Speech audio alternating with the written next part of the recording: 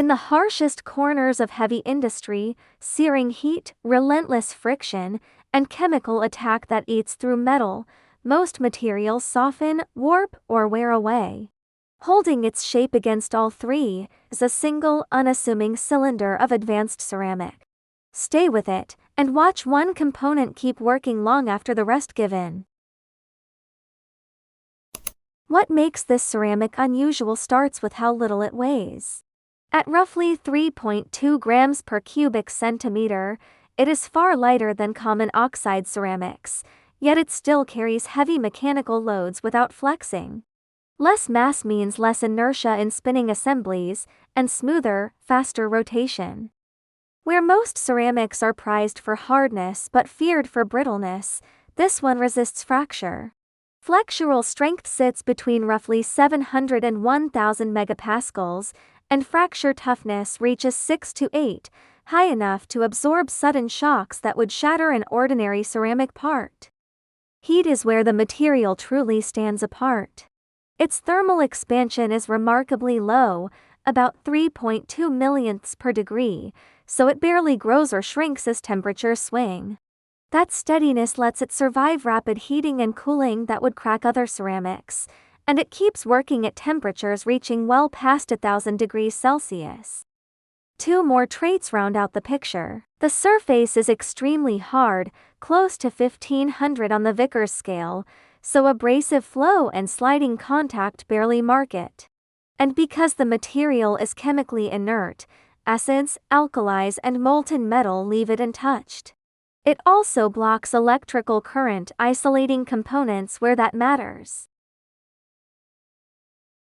The performance traces back to what the material is made of. It is silicon nitride. Silicon and nitrogen atoms locked together by strong covalent bonds in a dense crystalline lattice. That bonding is what gives the ceramic its hardness, its high temperature stability, and its electrical insulation. During high-temperature sintering, with small additions of yttria and alumina, the structure transforms into long, needle-like beta grains. These elongated crystals weave together and bridge any crack that tries to spread, stopping it before it grows. That self-reinforcing microstructure is why a normally brittle ceramic can behave with such toughness.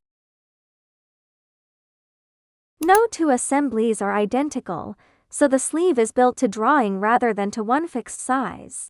Outer diameters run from a few millimeters up to around 200, with wall thickness and length tuned to the load and the space available. Bore tolerances can be held within a few microns, and inner surfaces polished below 0.2 of a micron.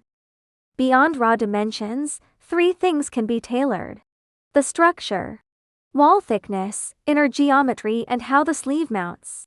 The material grade, grain structure and density adjusted for wear, heat, or chemical duty. And the surface, polished, coating ready, and free of micro defects for a clean, sealing contact. One environment shows all of these traits at once. The handling of molten metal.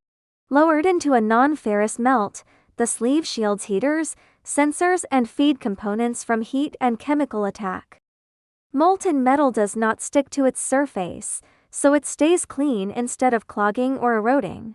The low thermal expansion that resists shock lets it drop into a melt without cracking, and the same inertness that shrugs off acids keeps it steady in aggressive, high-temperature metal. While metal guards corrode and quartz parts crack, this ceramic simply holds. Cycle after cycle, with far fewer stops for replacement. Reliably, it does the unglamorous work, keeping its shape, its surface, and its strength exactly where heat, friction, and chemistry defeat almost everything else.